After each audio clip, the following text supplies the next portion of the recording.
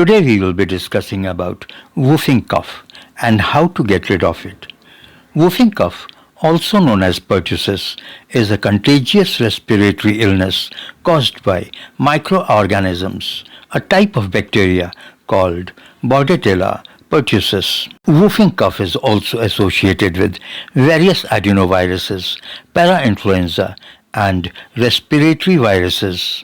Wrong feeding with refined and demineralized foods, and the absence of sufficient quantity of fresh fruits and vegetables in the diet. This results in accumulation of excess quantities of catarrh and mucus.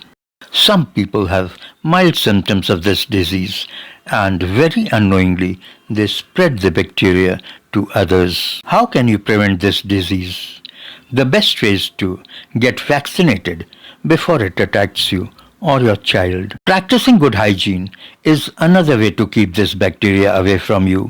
While you cough or sneeze, cover your mouth and nose with a tissue paper and throw it at the right isolated place. Washing your hands with soap also proves good. Certain home remedies have been found beneficial in the treatment of whooping cough. The most effective remedy is the use of garlic.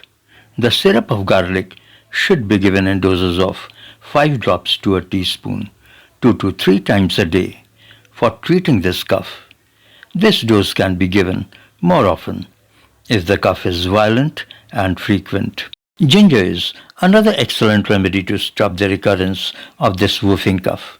It has antibacterial, immune-boosting properties that fights the infection and also promotes the quick recovery. A teaspoon of fresh ginger juice mixed with honey should be taken twice or thrice, as the case may be, for a few days. It acts as an expectorant in this disease. A syrup prepared by mixing a teaspoon of fresh radish juice with equal quantity of honey and little rock salt may prove to be beneficial in the treatment of this disease.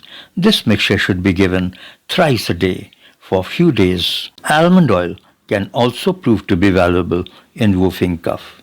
A teaspoon of this oil mixed with 10 drops each of fresh onion juice and ginger juice given daily, thrice for 15 days.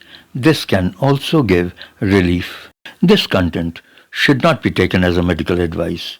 It is always good to see your doctor or an expert on the subject. Thank you for joining.